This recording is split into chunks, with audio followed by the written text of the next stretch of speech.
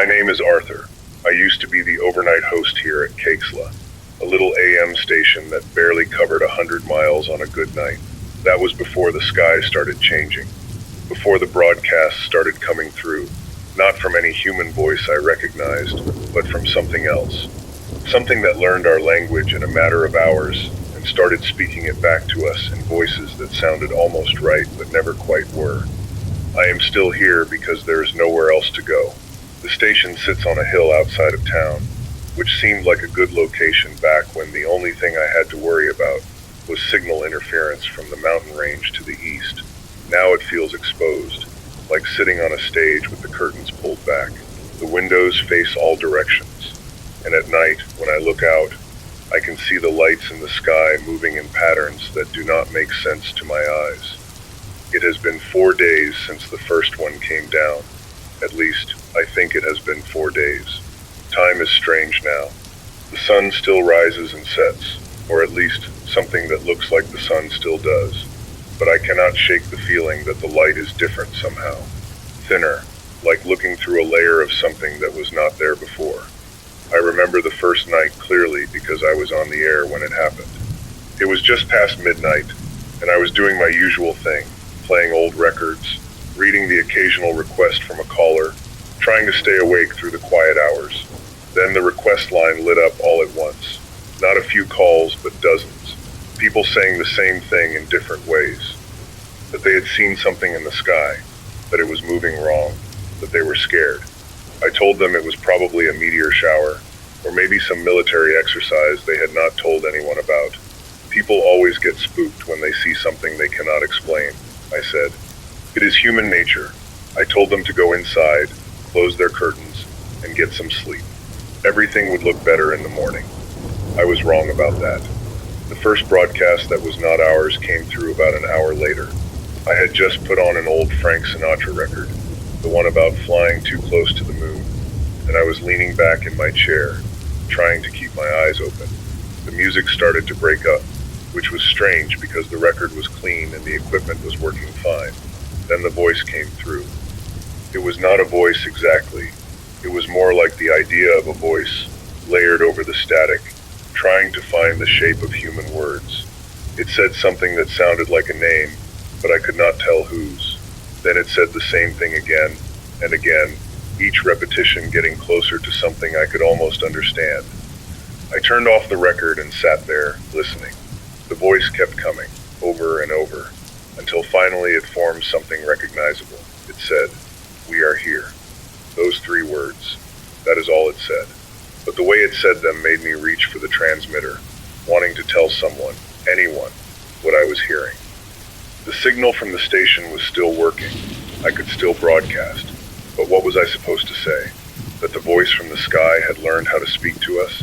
That it had been practicing all night, getting better and better with every attempt? I sat there until the sun came up, listening to that voice practice its way through human language. By morning, it could say whole sentences. By noon, it could speak in complete paragraphs, using words that sounded chosen carefully, each one placed just so.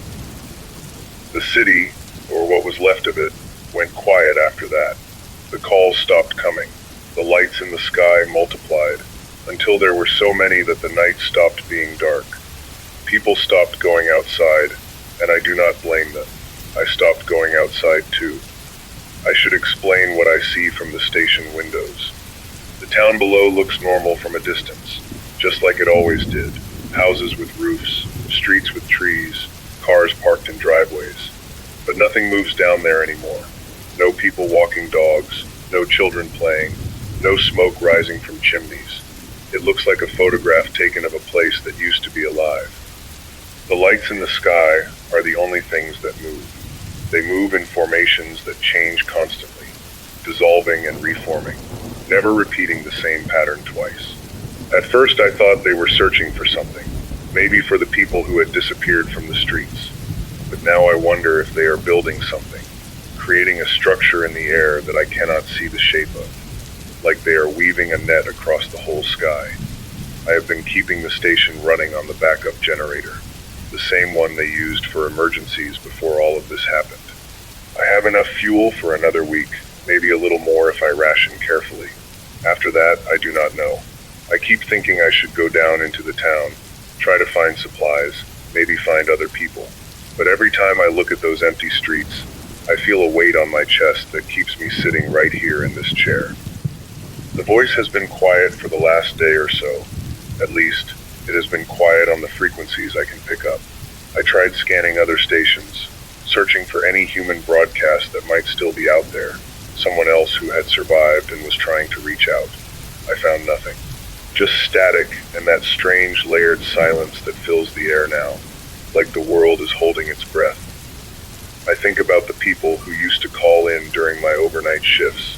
There was a woman named Margaret who always requested songs from the 1940s, saying they reminded her of dancing with her husband before he passed.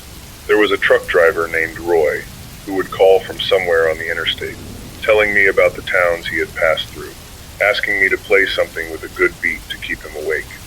There was a teenager who called late one night crying, asking if I thought anyone would ever really love her. I stayed on the line with her until the sun came up, talking about nothing important, just letting her know someone was there. I wonder about all of them now. I wonder if they are still out there somewhere, hiding in basements or attics, listening to the silence and hoping for a human voice. I wonder if they heard the first broadcast, the one that said we are here, and if they understood what it meant. I wonder if they are dead. Maybe that is the worst part of this whole thing. Not knowing, not being able to reach out and touch someone, to hear a voice that is not from the sky, to feel like I am not the last person left on Earth. I keep the transmitter running, even though I have not said anything into it in 2 days. I tell myself it is because I am still hoping someone else is out there listening. But the truth is, I am afraid to speak because I do not know what might answer. The lights are moving differently tonight. Slower, more deliberate, like they are circling something or waiting for something. I have been watching them for hours now, trying to find a pattern, trying to understand what they are doing, but they just keep moving, slow and steady, like great slow jellyfish drifting through deep water. I have a radio in the back room, a small battery-powered one that I keep for emergencies. Yesterday I turned it on and caught something that sounded almost like a human voice. It was not the same voice from the first night. It was closer, more familiar, like someone I knew trying to speak through a bad connection. It said my name, Arthur, and then it said, "We see you too." I turned it off and have not turned it back on since. I do not think I can stay in this station forever. Eventually the generator will run out of fuel, and I will have to go outside and find more, or I will have to find another place to stay. But I keep coming back to the same thought, the one that makes me sit perfectly still in this chair and stare at the walls. What if the voice is not in the sky? What if it is in the ground, in the air, in the silence between thoughts? What if there is nowhere I can go where it will not find me? I have started talking to myself while I wait. Not out loud exactly, but in my head, the same way I used to narrate my life when I was alone in the station before any of this happened. I tell myself stories about the town below, about the people who used to live there, about what they are doing now. I pretend they are still alive, still walking the streets, still going about their lives like nothing has changed. It helps, a little. It makes the silence less heavy.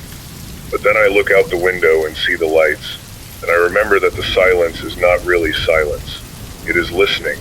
It is waiting. It is learning. I do not think I will sleep tonight. I have not slept properly since the first broadcast. Every time I close my eyes, I hear that voice in the back of my mind, repeating its name over and over until it sounds like my own. I wake up gasping, convinced that something is standing in the room with me, something tall and patient and wrong. I wish I knew what it wanted.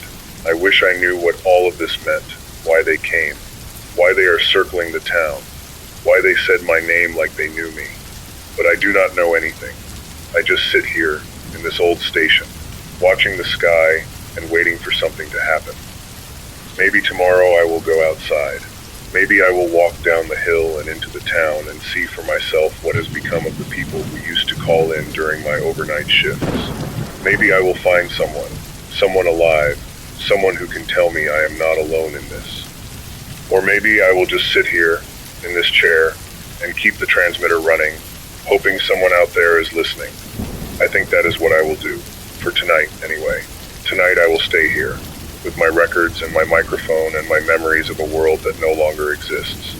I will watch the lights in the sky and I will wait. If you are out there, if you can hear me, please know that I am here.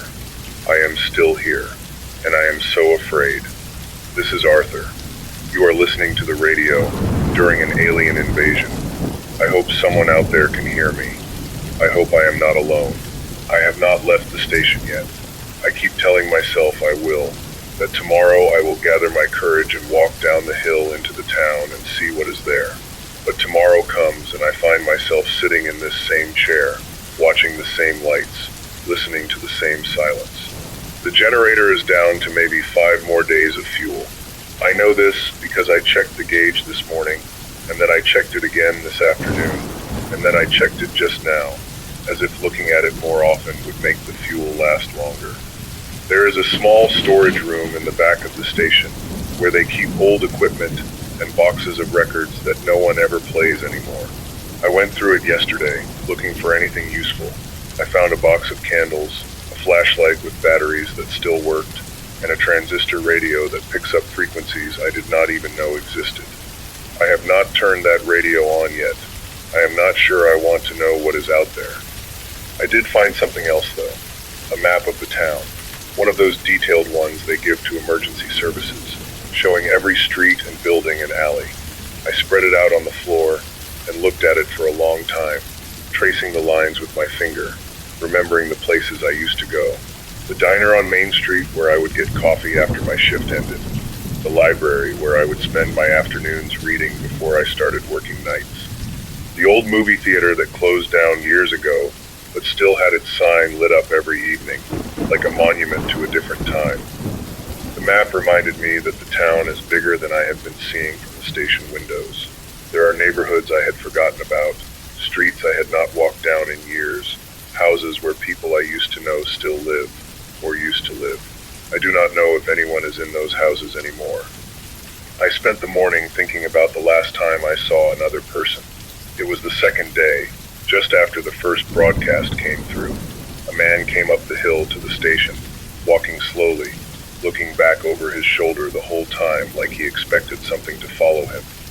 He was older than me, maybe in his 60s, with gray hair and a face that looked like he had not slept in days. He knocked on the door, and I opened it because I was so desperate to see another human being that I did not even think about the danger. He stood there, blinking in the light, and he said, "You are the radio man, aren't you?" I said yes, and he nodded like that made sense to him. He told me his name was Frank, and he had been listening to my broadcasts, and he wanted to know if I had heard anything new. I said no, that the voice had gone quiet, that I did not know what was happening any more than he did.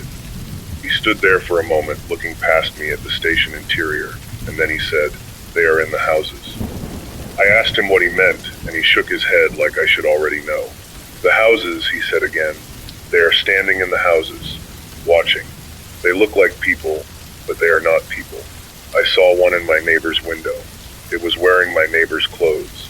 It had my neighbor's face, but it was not moving, just standing there, looking out."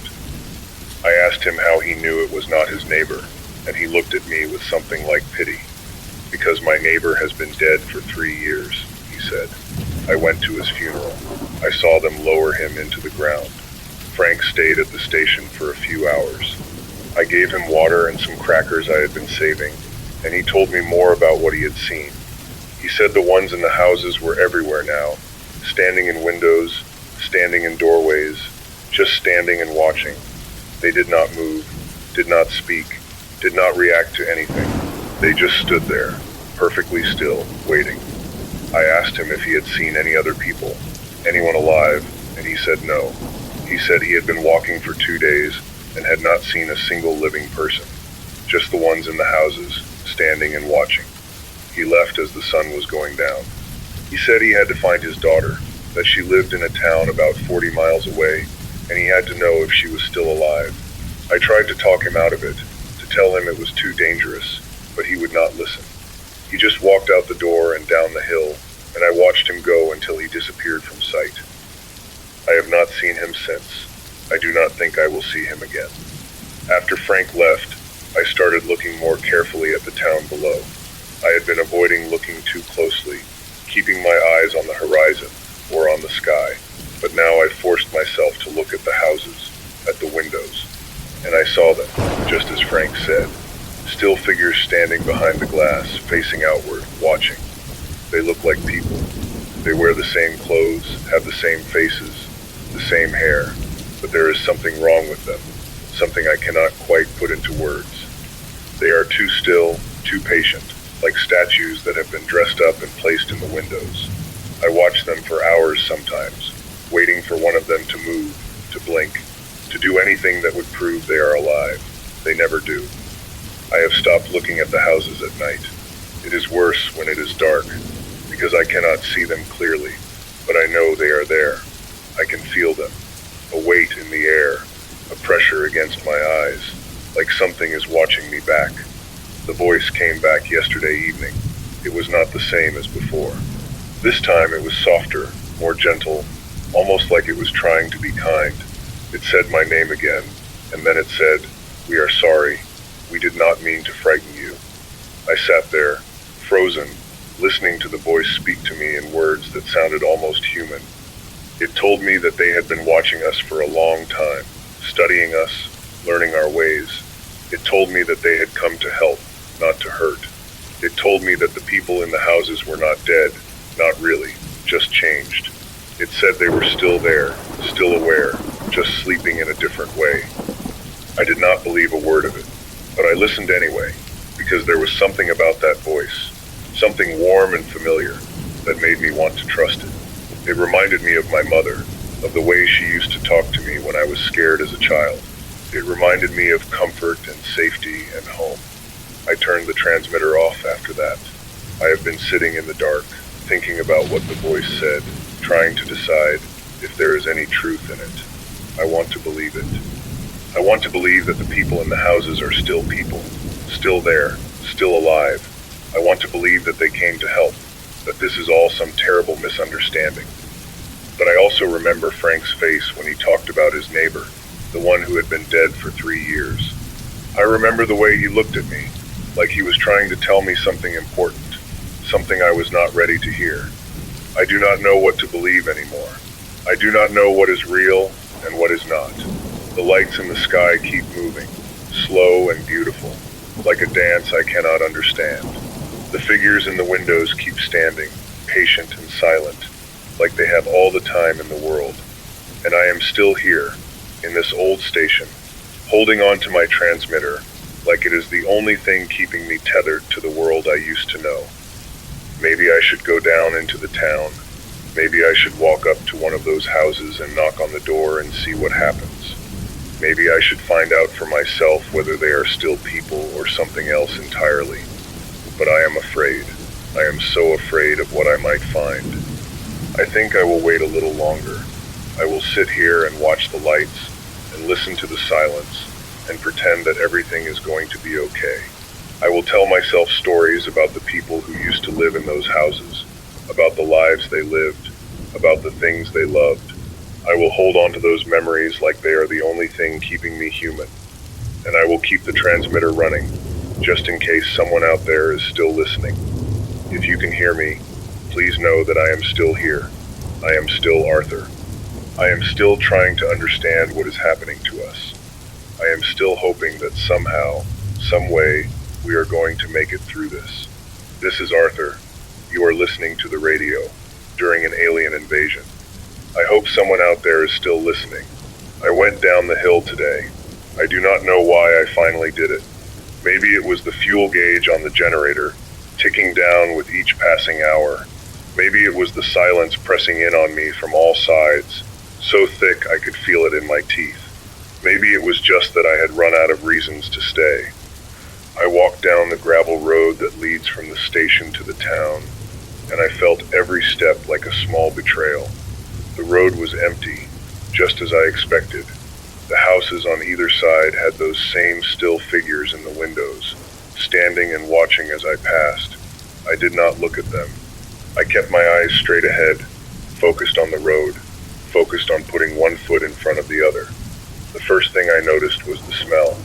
It was not a bad smell, exactly, just different, cleaner, almost, like the air had been washed with something I could not name. There were no car exhaust fumes, no cooking smells from the houses, no garbage waiting for collection, just that clean, empty air, moving slow and quiet across the streets. The shops on Main Street were closed, their windows dark. I walked past the diner where I used to get coffee, and I stopped to look inside. The tables were still set, the chairs still in place, like someone had just stepped out for a moment and would be back any second. There was a cup of coffee on one of the tables, cold now, with a spoon beside it. I wondered who had been drinking it when the world changed. I wondered if they had finished it, or if they had just left it there and walked away. I kept walking. The town felt wrong in a way I could not fully describe. It was not just the emptiness, though that was part of it. It was more like the town itself had been waiting, holding its breath, counting the seconds until I came. Every street I turned down felt familiar and strange at the same time, like a dream version of a place I used to know. I passed the library and stopped there too. The doors were unlocked, which surprised me. I pushed them open and stepped inside, and the smell of old books hit me so hard I almost cried. It was such a human smell, such a normal smell, that it felt like finding a piece of my old life hidden in this strange new world. The library was dark, but there was enough light coming through the windows for me to see. The books were still on the shelves, neat and orderly, exactly as they had always been.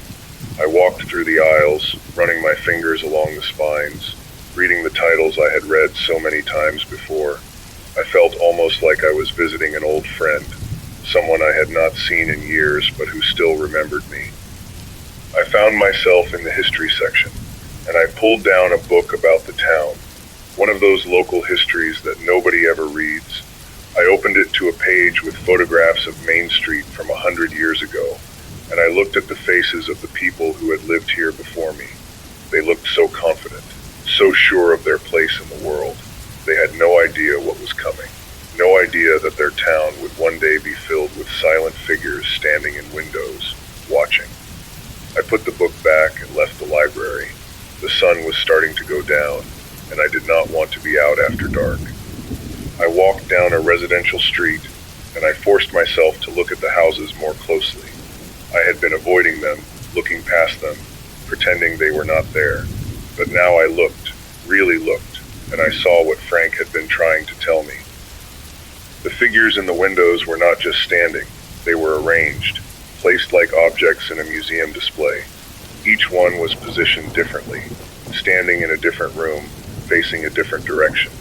Some were in living rooms, some were in kitchens, some were in bedrooms on the second floor, looking down at the street below, and they all had the same expression. Not fear, not anger, not sadness, just calm. A calm so complete it looked like peace. I walked up to one of the houses, a small yellow bungalow with white trim. There was a figure in the front window, a woman in a blue dress, her hands folded in front of her. She looked like she was waiting for someone to come home. I stood on the sidewalk and watched her for a long time, waiting for her to blink, to twitch, to do anything that would prove she was alive. She never did. I do not know how long I stood there, long enough for the sun to sink below the rooftops, long enough for the street to fall into shadow. I was still standing there when the lights in the sky began to change, glowing brighter as the darkness deepened. I turned and walked back to the station. I did not run, though I wanted to. I walked steadily, the same pace I had walked down the hill, one foot after the other. I did not look back at the houses. I did not look up at the sky. I just walked. When I got back to the station, I sat down in my chair and did not move for a long time. I thought about what I had seen, about the woman in the blue dress, about all those still figures standing in all those windows. I thought about Frank, about his neighbor who had been dead for 3 years. I thought about the voice, about what it had said, about how it had sounded like my mother trying to comfort me. I do not know if the voice was lying. I do not know if the figures in the houses are really the people who used to live out there, sleeping in some way I cannot understand. I do not know if they are suffering or if they are at peace. I do not know anything. But I know this. I cannot stay in this station forever. I cannot sit here and watch the lights and listen to the silence until the generator runs dry, and I am left with nothing but my own thoughts. I have to do something. I have to try to understand what is happening, even if understanding does not change anything. Tomorrow I am going to go back down into the town. I am going to walk through more streets, past more houses. I am going to look at the figures more carefully, try to see if there is anything I missed. I am going to try to find a pattern, a meaning, a reason for all of this. I am not sure what I am hoping to find. Maybe nothing. Maybe just the comfort of doing something, of moving forward, of not giving up. The transmitter is still running. I keep it on even when I am not speaking, just so there is a signal out there, a sign that someone is still here. I do not know if anyone is listening. I do not know if there is anyone left to hear, but I keep it on anyway, because it is the only thing I can do. I want to say something to whoever might be out there, if anyone is still listening. I want to tell you that I understand how scared you are. I am scared too. Every moment of every day, I am afraid. I am afraid of the lights in the sky, afraid of the figures in the windows, afraid of the silence that fills the spaces where human voices used to be. But I am still here. I am still walking, still thinking, still trying to find my way through this. And if you are still out there, still listening, still hoping, then I want you to know that you are not alone. I am here. I am Arthur, and I am not going to stop. I am going to keep walking down that hill, keep looking at the houses, keep trying to understand. I am going to keep the transmitter running, keep my voice reaching out into the dark. I am going to keep hoping that somewhere, somehow, there is still a world worth living in. This is Arthur. You are listening to the radio during an alien invasion. If you can hear me, please know that I am still here, and I am not going to give up. I found something today, something that changed the way I think about all of this. I went down the hill again this morning, earlier than before. The sun was just coming up, and the town was covered in that soft gray light that makes everything look like it is underwater. I walked through the streets with a purpose this time, not just wandering, but looking for something specific. I did not know what it was until I found it. I ended up at the hospital. It sits on the edge of town, a low brick building with a parking lot that used to be full of cars. Now it is empty, just like everything else. The doors were unlocked, so I went inside. The hospital was dark, but there was enough light from the windows for me to see my way.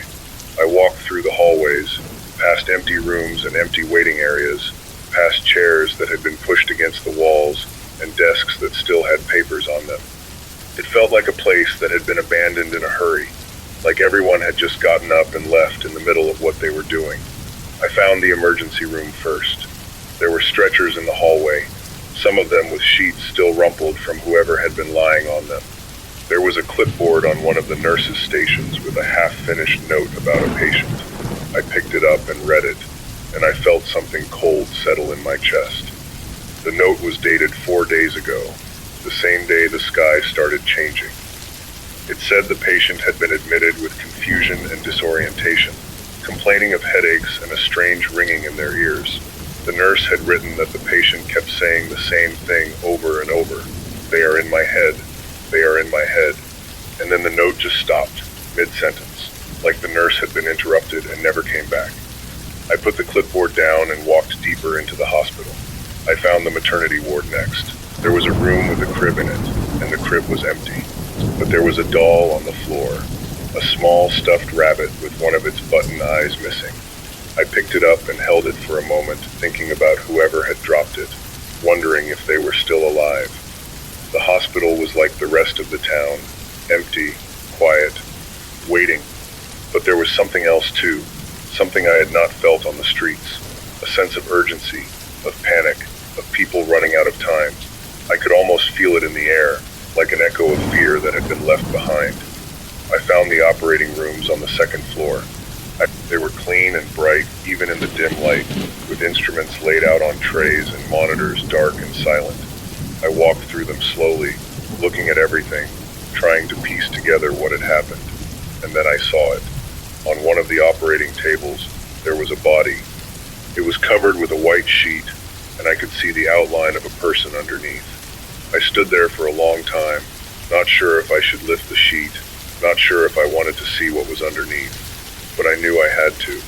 I pulled the sheet back slowly, and I saw the face of a man. He was not young, not old, maybe in his 40s or 50s. His eyes were closed, and his expression was peaceful, like he was sleeping. He looked perfectly normal, except for one thing, his skin. It was not quite the right color, not pale exactly, but not human either. It had a slight sheen to it, like something had been painted over his natural skin tone. I touched his hand. It was cold, but not like a dead body. It was cold like a stone that had been left in the shade. And when I pulled my hand away, I saw that my fingerprints had left marks on his skin, marks that stayed there for a moment before slowly fading away. I covered him back up and left the operating room. I walked through the rest of the hospital, but I did not find anything else. Just empty rooms and empty beds, and that lingering sense of fear in the air. When I came out of the hospital, the sun was higher in the sky. The town looked different in the daylight, less threatening, more ordinary. But I knew now that there was nothing ordinary about any of this. The man in the operating room, the woman in the blue dress, the figures in the windows, they were all the same. They had been changed, replaced, turned into something that looked human but was not. I walked home in a daze. The streets were empty, the houses were quiet, and the figures in the windows stood like they had always been there. I did not look at them. I just kept walking, one step at a time, until I reached the station and climbed the hill and sat down in my chair. I had been sitting here for hours, thinking about what I saw. The man in the operating room did not have a visible wound, no signs of violence or struggle. He just looked like he had been put to sleep and then left there. But his skin, that strange sheen, that coldness, it was not natural. It was not human. I think about the voice, about what it said. We are here. We did not mean to frighten you. We are sorry. I think about how it sounded like my mother, like comfort, like safety. I think about the man on the operating table, and the woman in the blue dress, and all the other figures in all the other windows. I do not know if they were taken or if they were given. I do not know if they are suffering or if they are at peace. I do not know if they are still the people they used to be or if they have become something else entirely. But I know this. Whatever happened to them, it happened fast. The hospital was full of unfinished notes and abandoned rooms. People who had been in the middle of something when the change came. The town was full of houses with doors left open and meals left uneaten. Whatever they did to us, they did it quickly, and they did it thoroughly. I wonder if I am the only one left. The only one who did not change, did not become one of those still figures standing in windows. I wonder if there are others like me, hiding in basements and attics, too afraid to come out. I wonder if Frank found his daughter, or if he became one of them too. The generator is down to about 3 more days of fuel. I have been rationing it carefully, running it only when I need to broadcast, turning it off the rest of the time. But even with rationing, I know the end is coming. Sooner or later, I will run out of fuel, and then I will be alone in the dark, with nothing but my own thoughts. I have been thinking about what I will do when that happens. I could stay here, in the station, and wait for whatever comes next. Or I could go down into the town, find a house, and become one of the figures in the window. I could join them, become part of whatever they are building, whatever they are doing. Maybe that is what they want. Maybe that is what the voice meant when it said they came to help. Maybe this is not an invasion at all. Maybe it is a transformation, a change from one kind of being to another. Maybe the figures in the windows are not dead. Maybe they are just waiting to become something new. I do not know. I do not know anything anymore. But I am starting to think that the only way to find out is to let go of my fear and let myself be changed. I am not ready to do that. Not yet. I still want to hold on to myself, onto Arthur, onto the person I used to be. I still want to believe that there is some other way, some way to survive without losing who I am. But I am starting to wonder if that is possible. I am starting to wonder if the change is inevitable, if it is coming for me no matter what I do. I am starting to wonder if I am just delaying the inevitable, clinging to a self that is already slipping away. The transmitter is still running. I am still speaking. I am still Arthur, for now. If you are out there, if you can hear me, I want you to know that I am thinking about you. I am thinking about all of us, all the people who used to be, all the people who are still hoping. I do not know if there is a way out of this. I do not know if there is a way back to the world we used to know. But I am still here, still trying, still hoping. I have not been able to stop thinking about the man in the hospital. His face comes to me at night, peaceful and still, that strange sheen on his skin. I see him when I close my eyes, lying there on that operating table, waiting for something that never came. Today I decided to go back. I do not know why exactly. Maybe I needed to see him again, to confirm that he was still there, that I had not imagined the whole thing. Maybe I needed to understand something I had missed the first time. Or maybe I just needed a reason to leave the station, to do something other than sit and watch the sky. The walk down the hill was familiar now. I knew every crack in the pavement, every house along the way. I knew which windows had figures in them and which ones did not. I had stopped looking at them directly, but I could feel them watching me, their eyes tracking my movement as I passed. The hospital was the same as I had left it, dark, quiet, empty. I walked through the hallways with more confidence this time, knowing where I was going. I passed the emergency room, the maternity ward, the empty waiting areas. I climbed the stairs to the second floor and walked down the corridor to the operating room. The body was still there. I had half expected it to be gone, taken away or changed or something else I could not imagine. But it was there, exactly as I had left it, the white sheet covering its shape. I pulled the sheet back again, more slowly this time. The man's face was unchanged, still peaceful, still that strange sheen on his skin. I looked at him for a long time, trying to see something I had missed. His hands were folded on his chest, his fingers long and still. There was a small mark on his wrist, a faint pattern like a scar, but not quite. I leaned closer to look at it, and I realized it was not a scar. It was something else, something that had been placed there deliberately. A pattern of tiny lines, almost like writing, but in a language I did not recognize. I touched the mark with my finger, and I felt a strange warmth, like the skin was alive underneath. I pulled my hand back quickly, my heart pounding. The mark was still there, unchanged, but I could have sworn it had moved, just slightly, like it was adjusting itself to my touch. I covered the body back up and left the operating room. I did not run, but I walked fast, my footsteps echoing in the empty hallways. I did not stop until I was outside, in the sunlight, breathing the clean, empty air. I stood there for a long time, trying to calm myself down. The mark on the man's wrist, those tiny lines, they looked almost like a message. Like something had been written on his skin, something meant to be read by someone who knew how. I thought about the voice, about the broadcasts. I thought about the way they had learned our language, the way they had spoken to us in words we could understand. Maybe they were trying to communicate with us in other ways too. Maybe the marks on the skin were another form of language, one we had not learned to read yet. I decided to look for more. I walked back into the hospital, but I did not go to the operating room. Instead, I went to the morgue. I had not been there before, and I did not know what I would find.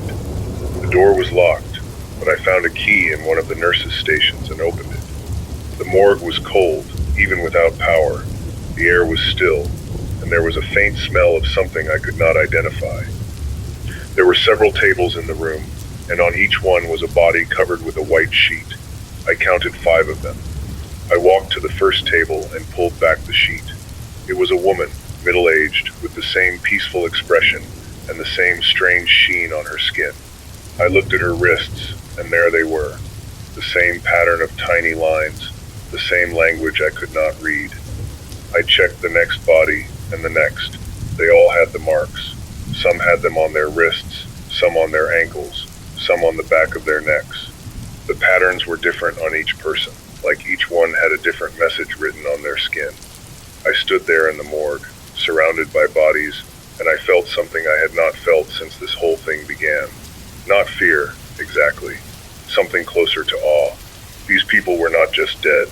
They had been marked, chosen, transformed into something else. The marks on their skin were not random. They were intentional. They meant something. I left the morgue and walked through the rest of the hospital, looking for more clues. I found a room that had been set up as a makeshift laboratory, with equipment I did not recognize and notes written in a language I could not read. The notes were on paper, but the writing was strange, flowing, like nothing I had ever seen before. I picked up one of the pages and looked at it. The symbols seemed to shift as I watched, like they were trying to arrange themselves into something I could understand. I stared at them for a long time, and slowly, very slowly, they began to make a kind of sense. The symbols were not words, not exactly. They were more like images, pictures of things I almost recognized. A figure standing in a window, a light in the sky, a person lying on a table, their skin marked with lines. I put the page down and left the room. I had seen enough. Walking back to the station, I thought about what I had found.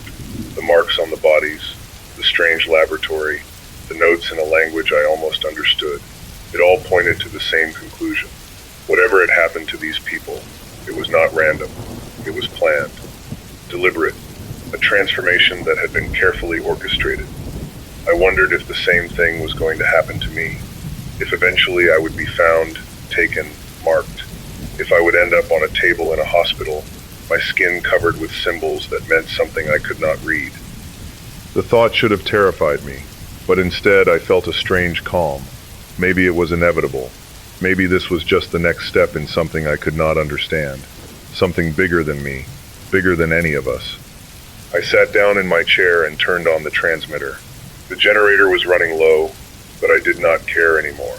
I had to speak, had to say something, had to reach out into the silence and tell someone what I had found. If you are out there, if you are still listening, I want you to know what I saw today. I want you to know that the people who were taken were not just killed. They were changed, marked, turned into something else. And I think they are still there, still present, just in a different form. I do not know if this is a comfort or a horror. I do not know if I should be grateful or afraid. But I know that we cannot look away from it, cannot pretend it is not happening. The marks on their skin are a message we need to learn to read. I am going to go back to the hospital tomorrow. I am going to spend more time in that laboratory, looking at those notes, trying to understand. I am going to try to learn their language, to read the marks on the skin, to understand what they are trying to tell us. I am going to do this because I have to, because if there is any way out of this, any way to survive, I think it lies in understanding what they want. I spent last night in the hospital. I did not plan to. I went down in the afternoon, intending to spend a few hours in that laboratory, looking at those strange notes, trying to make sense of the symbols. But the hours slipped away from me, and before I knew it, the sun had set and the sky was full of lights. I found a small office near the laboratory, a room with a desk and a chair and a window that looked out over the parking lot. I sat there as the darkness fell, watching the lights move across the sky. They were closer than usual, lower, like they were descending toward the town. I watched them drift down, slow and graceful, settling over the rooftops like a fog. I did not feel afraid. I should have, but I did not. There was something peaceful about watching them, something almost beautiful. They moved in patterns I was starting to recognize, shapes that felt familiar, even though I had never seen them before. They were like a dance, a slow and patient dance that had been going on for longer than I could imagine. I fell asleep in that chair, watching the lights through the window. I did not mean to. I was exhausted, drained from the days of fear and worry and not sleeping properly. My body gave in before my mind could stop it. I do not remember dreaming, but I remember waking up. Something pulled me out of sleep, not a sound or a touch, but a presence. I opened my eyes and the room was full of light, a soft golden light that seemed to come from everywhere at once. I blinked, trying to focus, and I saw that I was not alone. There was a figure standing in the corner of the room. It was tall, taller than a person, and it was made of light, not like a lamp or a bulb, but light that had taken a shape, that had found a form. It was standing perfectly still, watching me. I did not move. I did not speak. I just looked at it, and it looked back at me. We stayed like that for a long time, two beings in a small room, trying to understand each other. Then it moved, not toward me, but to the side, gliding across the floor without making a sound.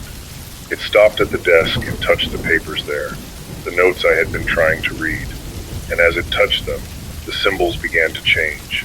They shifted and rearranged themselves, forming new patterns, new shapes, and I realized I could understand them. The figure in the corner was teaching me. It was showing me how to read their language, how to understand what they were trying to say. The symbols on the paper became words I could recognize, sentences I could follow, and the sentences told a story. The story was about a journey, a long journey, across distances I could not comprehend. It was about a home that had been lost, a world that had died, a people who had been forced to leave everything behind. It was about finding a new place, a new home, and about needing help to survive. The figures in the windows, the bodies on the tables, the marks on their skin, they were not victims, they were volunteers. People who had chosen to become part of something larger, something that would help the travelers survive. They had given themselves up willingly, offering their bodies to be transformed, to become vessels for the ones who had come from so far away. I read the story on the page and I felt tears on my face. I had been so afraid, so certain that this was an invasion, a conquest, but it was not. It was a plea, a desperate plea from a people who had nowhere else to go. The figure in the corner did not move. It just stood there, watching me, waiting for me to understand. And I did.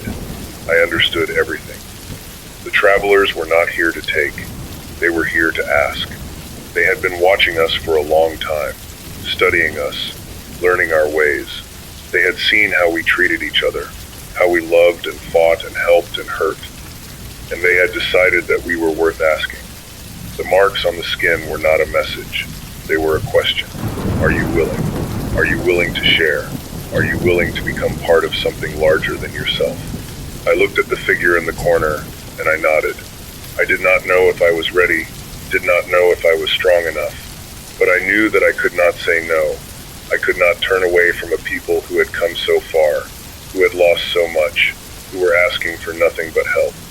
The figure moved toward me then, slow and deliberate. It reached out a hand made of light, and it touched my forehead. I felt a warmth spread through me, a warmth that was not uncomfortable, but was not entirely comfortable either. It was like being filled with something that was not me, but was not separate from me either. And then I understood more. I understood that the transformation was not about losing myself. It was about expanding, becoming more than I had been. The people in the windows, the bodies on the tables, they were not gone. They were still there, still themselves, but they were also part of something else now. They were hosts, vessels, carriers of a people who had no home of their own. I opened my eyes and the figure was gone. The room was dark again, lit only by the pale light of the moon outside the window. I sat there in the chair, my hand pressed to my forehead, feeling the warmth slowly fade. I looked at the papers on the desk. The symbols were still there, but I could read them now. They were not just words. They were invitations, openings, doors that had been waiting for someone to walk through them. I spent the rest of the night in that office, reading everything I could. I learned about their world, their history, their loss. I learned about the journey they had made, the long, dark journey through the empty spaces between stars. I learned about the hope that had kept them going, the hope of finding a new home, a new beginning. And I learned about the choice that every person would have to make, to remain themselves, unchanged, or to open themselves up, to become part of the transformation. I do not know what I am going to do. The choice is mine, and I do not know if I am ready to make it, but I know that I understand now. I know that the voice on the radio was not a threat. It was a request, a gentle request from a people who had nowhere else to go. When the sun came up, I walked back to the station. The town was quiet, the houses were still, the figures in the windows stood in their usual places, but I looked at them differently now. I saw them not as victims, but as volunteers, people who had made a choice, who had opened themselves up to something larger. I sat down in my chair and turned on the transmitter. The generator was nearly empty, but I did not care. I had to speak. I had to tell someone what I had learned. If you are out there, if you are still listening, I want you to know that I understand now. I understand what is happening to us, what is being asked of us. It is not an invasion, it is an invitation. We are being asked to help, to share, to become part of something larger than ourselves. The choice is ours, and we have to make it. I do not know what I am going to choose, but I know that I am grateful for the choice. I am grateful to have been asked. I hope you are still listening. I hope you are still here. And I hope, when the time comes, you find the strength to make your choice too. The generator died this morning. I knew it was coming. Had been watching the fuel gauge drop lower and lower with each passing day. But when it finally happened, when the hum stopped and the silence rushed in to fill the space, I felt something break inside me. Not fear, exactly. More like a door closing. A door I had been keeping open, just in case. I sat in the dark for a long time, listening to the absence of sound. The transmitter was dead. The lights were dead. Everything that had made this station a lifeline, a connection to something larger, was gone. I was alone in a way I had not been before, even though I had been alone for days now. The silence was deeper, heavier. It pressed against my ears like water. I thought about the choice, the one I had been avoiding, the one I had not been ready to make. The figure in the hospital office had asked me, and I had said I understood, but I had not said yes. I had not said no either. I had just sat there, suspended between two possibilities, unable to move in either direction. Now the station was silent, and there was no more time to wait. I walked outside for the first time in what felt like forever. The sun was high, the sky was clear, and the town below looked peaceful in the daylight. The figures in the windows were still there, standing in their usual places, but they did not feel threatening anymore. They felt like neighbors, people who had made a choice I was still trying to make. I walked down the hill, slowly, deliberately. I did not know where I was going, but my feet seemed to know the way. They carried me past the familiar houses, past the empty shops, past the library and the diner, and all the places that used to be full of life. They carried me to the hospital. The hospital was the same as before, dark and quiet and waiting. But this time, I did not hesitate. I walked through the hallways with purpose, past the emergency room and the maternity ward and the empty waiting areas. I climbed the stairs to the second floor and walked down the corridor to the operating room. The body was still there, the man I had found days ago, lying on the table, covered with a white sheet. I pulled the sheet back and looked at his face, peaceful, still, the strange sheen on his skin catching the light. I looked at his wrists, at the marks that had been placed there. I could read them now, could understand what they said. They were not a message, not really.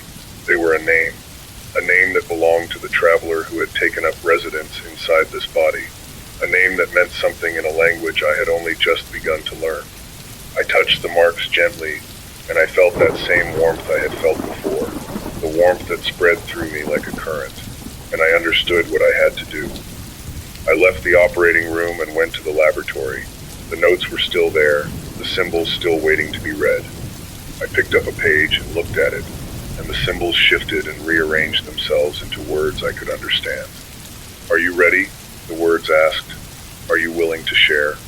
I closed my eyes and thought about everything I had lost. My old life, my old world, my old self. I thought about the people I had known, the voices I had heard, the songs I had played on the radio.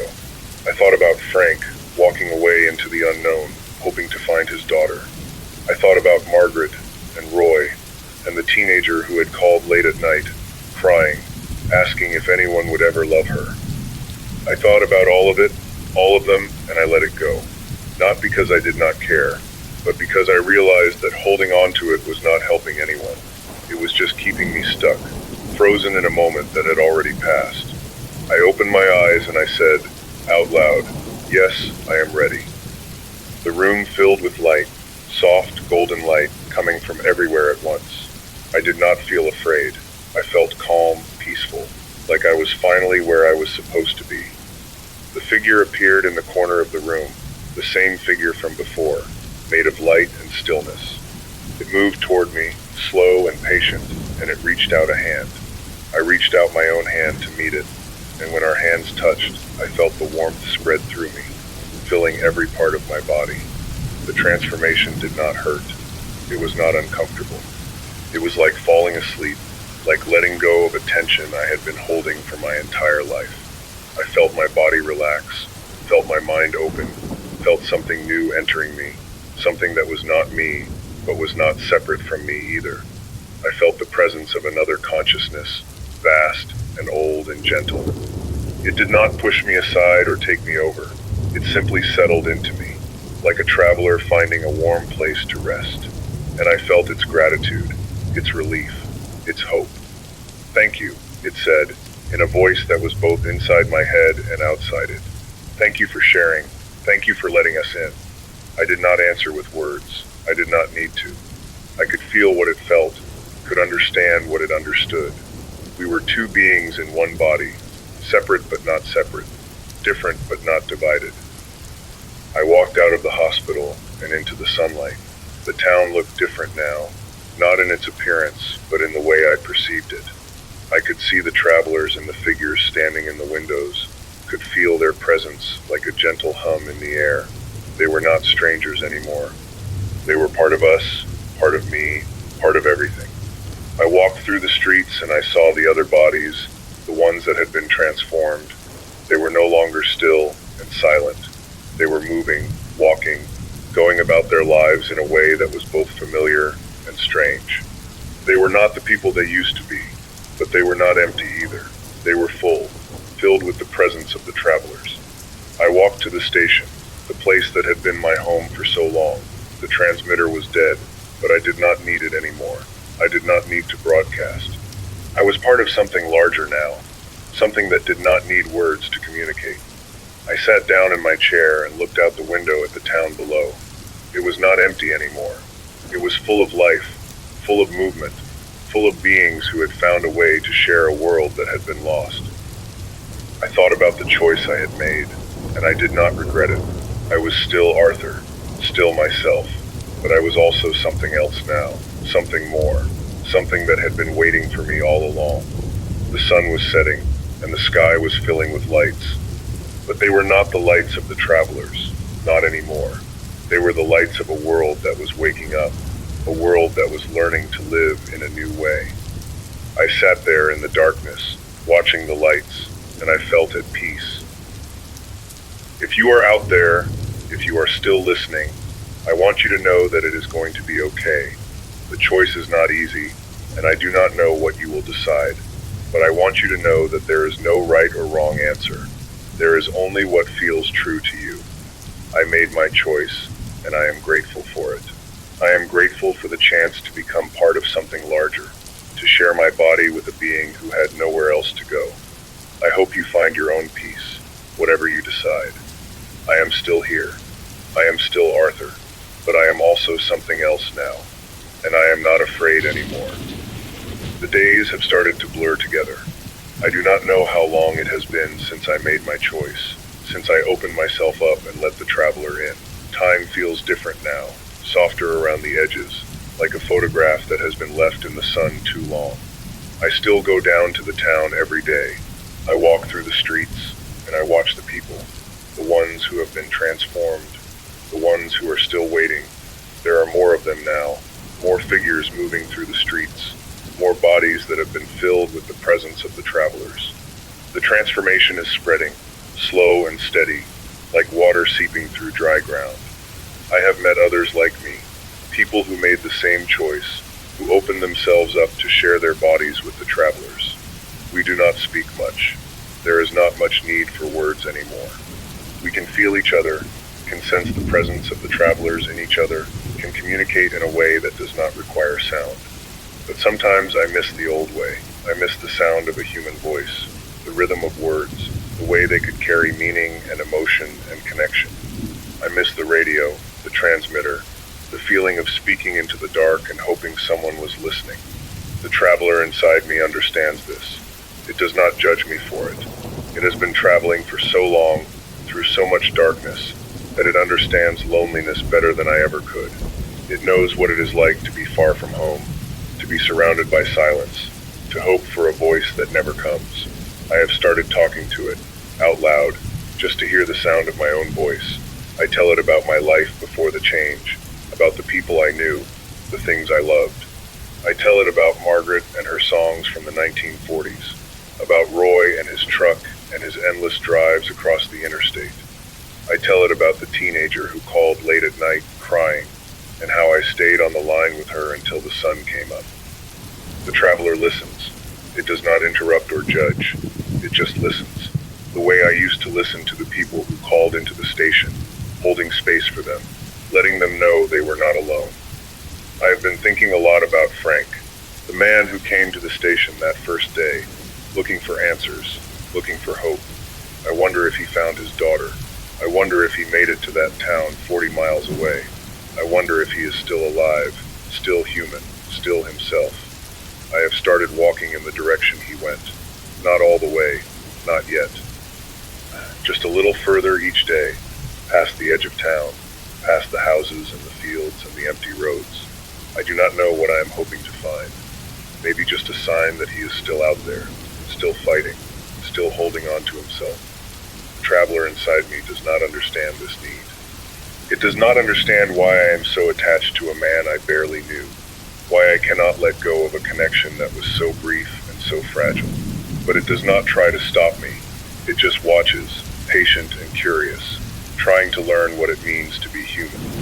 I walked further than usual today, past the town limits, past the last houses, past the fields that used to be full of crops. The road stretched out ahead of me, empty and silent, disappearing into a distance that seemed to go on forever. I walked for hours, following the road, following the path Frank had taken. The sun was high and hot, and I could feel the sweat on my skin, the fatigue in my legs, but I kept walking, because something was pulling me forward, something I could not name. And then I saw it, a house, small and white, set back from the road.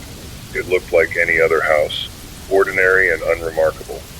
But there was something about it that made me stop, that made my heart beat faster in my chest. I walked up to the front door and knocked. I did not know why. I did not expect anyone to answer, but I knocked anyway, because I had come so far, and I needed to know. The door opened, and there he was, Frank, older, thinner, more tired than I remembered, but alive, still human, still himself. He stared at me for a long moment, his eyes searching my face, looking for something I could not name, and then he said, You are the radio man." I nodded. I could not speak. I was too full of relief, too full of joy, too full of a feeling I had not let myself feel in so long. Frank stepped back and let me inside. The house was small and sparse, with only the bare necessities, a chair, a table, a bed in the corner. It looked like he had been living here for a while, surviving on whatever he could find. He made me tea, using water he had boiled over a fire outside. We sat across from each other at the table, and we talked. Not about the transformation, or the travelers, or the figures in the windows. We talked about ordinary things. The weather, the road, the silence that had settled over everything. It felt strange to speak in words again, to hear another human voice. But it also felt right, like coming home after a long journey. Frank told me he had found his daughter. She was alive, living in a small community about 10 miles from here. She had not been transformed. She had not been touched by the travelers at all. She was still human, still herself, still fighting to survive in a world that had changed so completely. He had not stayed with her. He had chosen to leave, to find a place of his own, to live alone. He said it was because he did not want to be a burden, did not want to slow her down or hold her back, but I could see the truth in his eyes. He was afraid of the transformation, afraid of losing himself, afraid of becoming one of those figures in the windows. I did not tell him that I had already made the choice. I did not tell him about the traveler inside me, about the warmth and the peace and the sense of belonging. I knew he was not ready to hear it. I knew he might never be ready. We sat in silence for a long time, two men in a small house, holding on to a world that no longer existed. And I felt something I had not felt in days: connection, belonging, the simple comfort of being with another person. When it was time to leave, Frank walked me to the door. He looked at me with those tired eyes, and he said, "You are not the same, are you?" I shook my head. "No, I am not." He nodded, like he had expected that answer. "I am glad you came," he said. "I am glad to know you are still out there." I walked back to the station in the dark, following the road by memory. The sky was full of lights, but they did not frighten me anymore. They were just lights, beautiful and distant, moving in patterns I was beginning to understand. When I got back, I sat in my chair and looked out the window at the town below. The figures in the windows were still there, still watching, still waiting, but I saw them differently now. I saw them as part of something larger, something that was still unfolding. The traveler inside me stirred, a gentle presence in the back of my mind. It did not speak, but I could feel its curiosity, its interest in the man I had found. "He is afraid," I said out loud. "He is afraid of what is happening to us." The traveler did not answer. It did not need to. I could feel its understanding, its patience.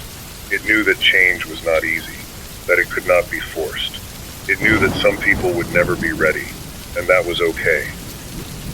I sat there in the dark, watching the lights, and I felt grateful.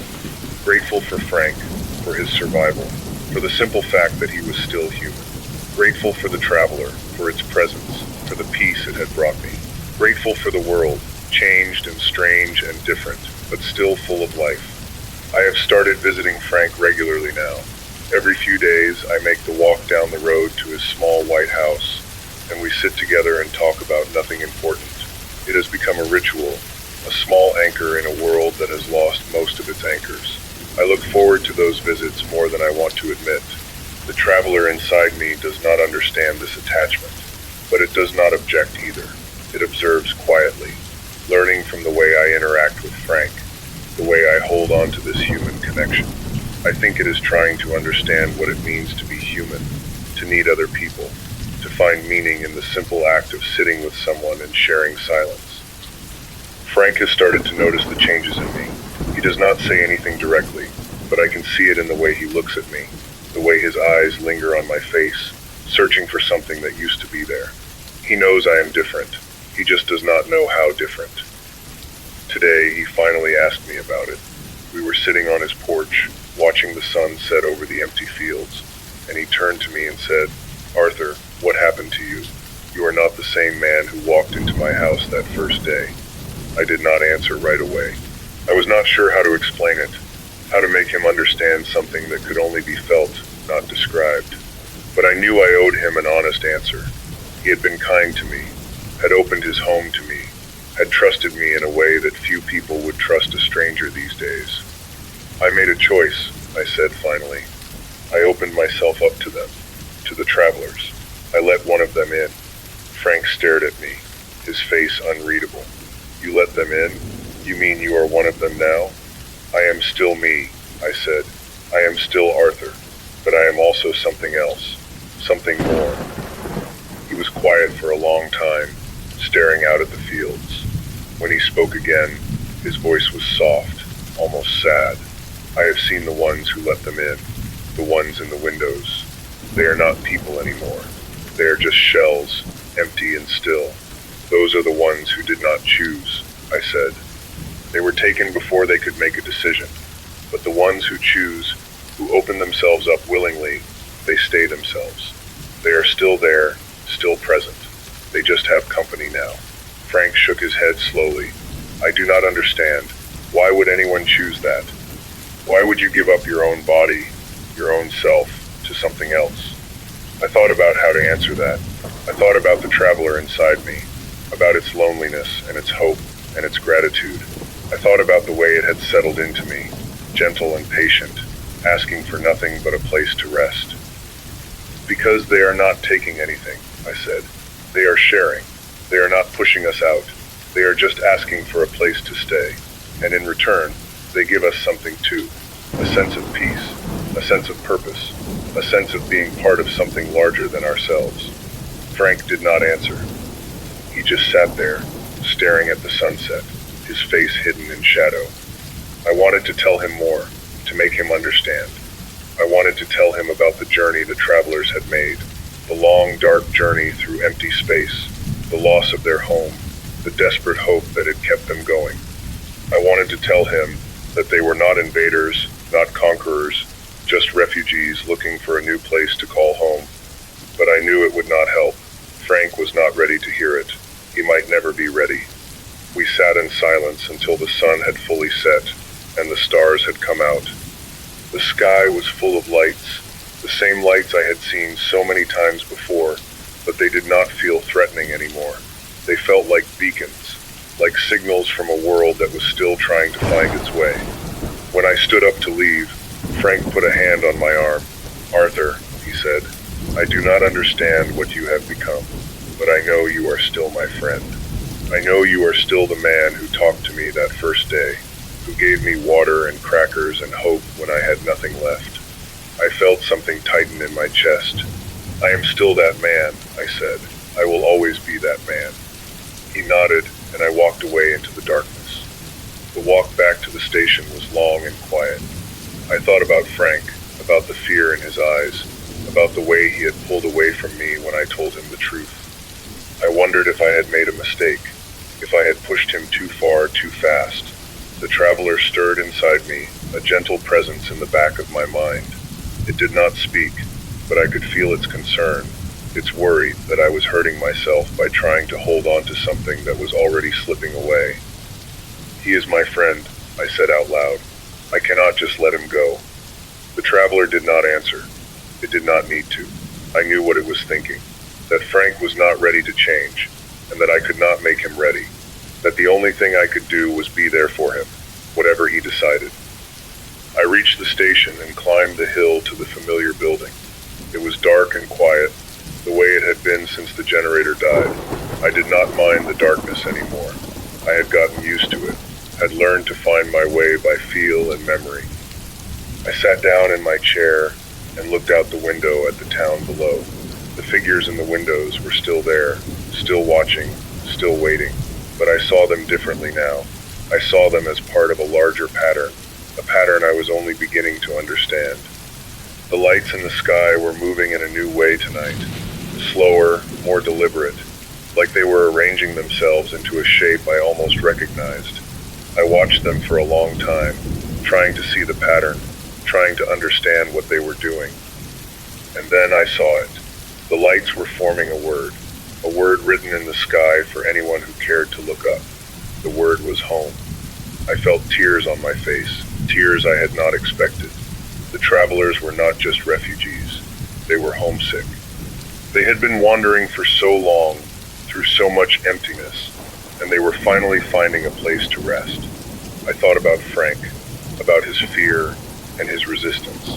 I thought about all the people who were still holding on to themselves, still fighting to stay human in a world that was changing so fast.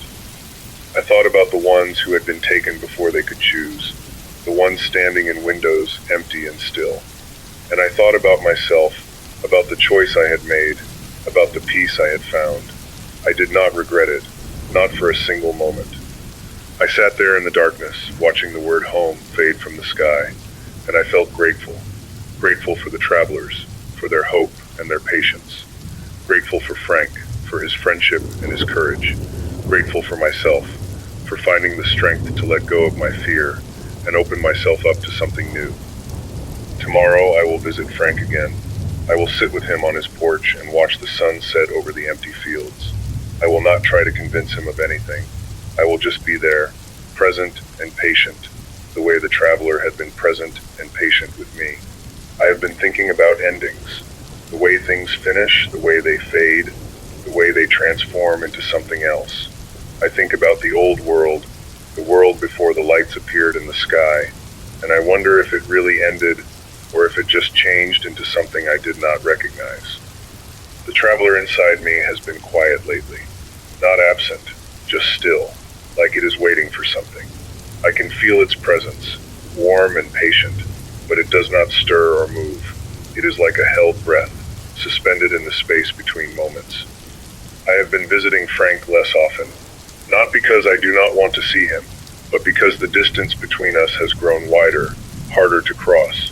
He can see the changes in me, the way I have become something other than what I was, and I can see the fear in him, the fear of becoming what I have become. Last night, I went to his house for what I knew would be the last time. I did not plan it. I just knew, the way you know when something is coming to an end. I walked down the familiar road, past the empty fields, past the houses that were no longer empty, and I knocked on his door. He let me in, the same as always. We sat at his small table, and he made tea, the same as always.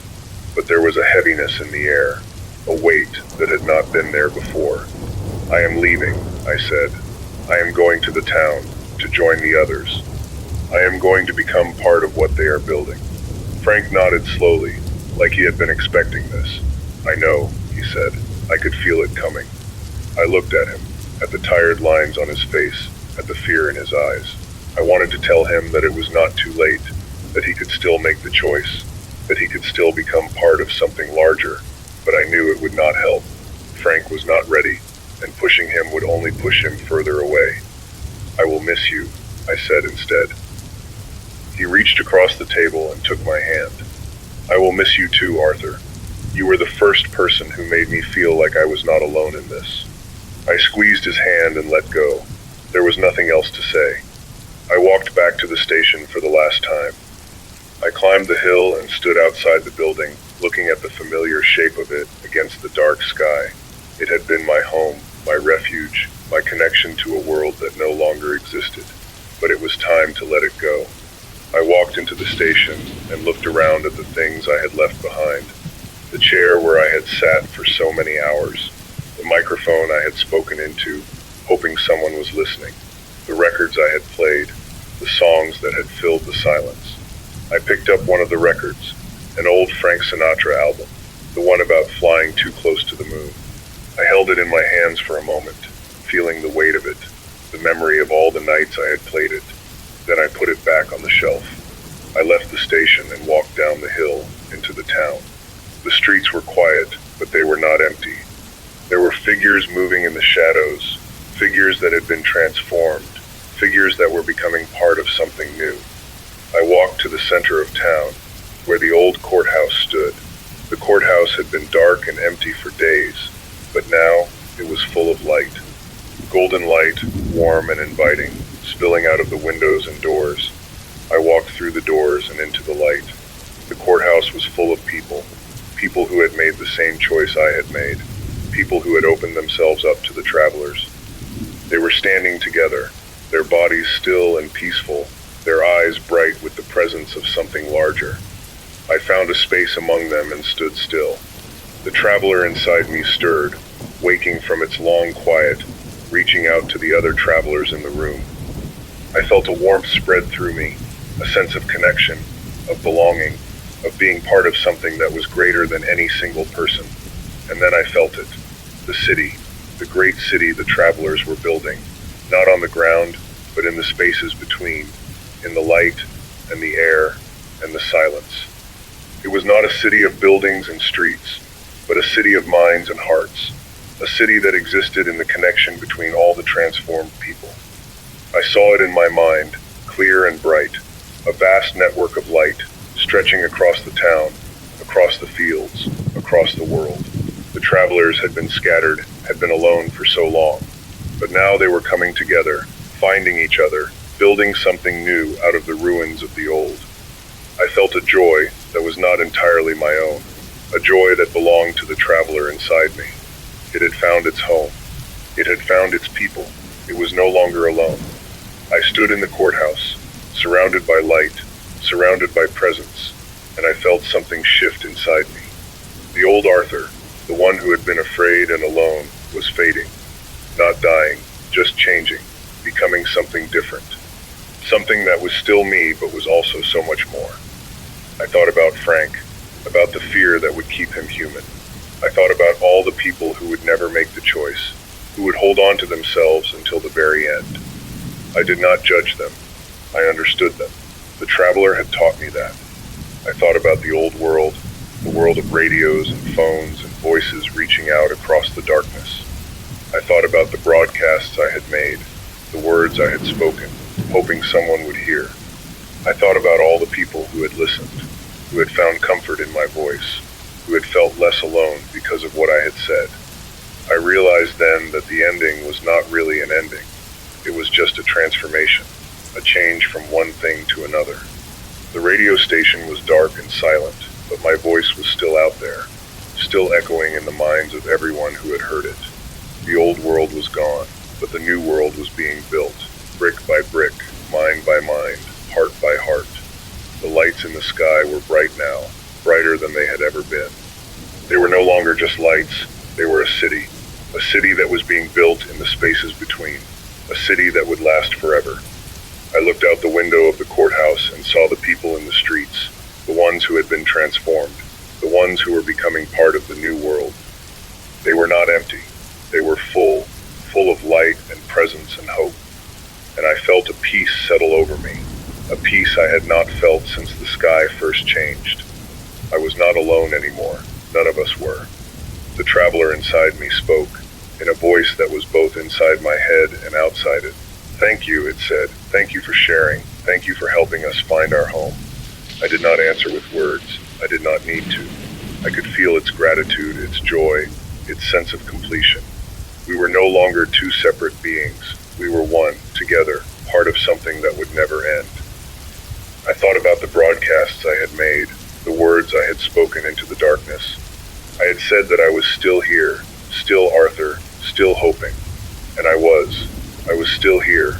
I was still Arthur, but I was also something else, something new, something that would go on long after the station had crumbled and the lights had faded. This is not the end. It is just a beginning, a new chapter in a story that will never stop being written. This is Arthur. You are listening to the radio during an alien invasion. I am still here. I am still Arthur, and I am finally home.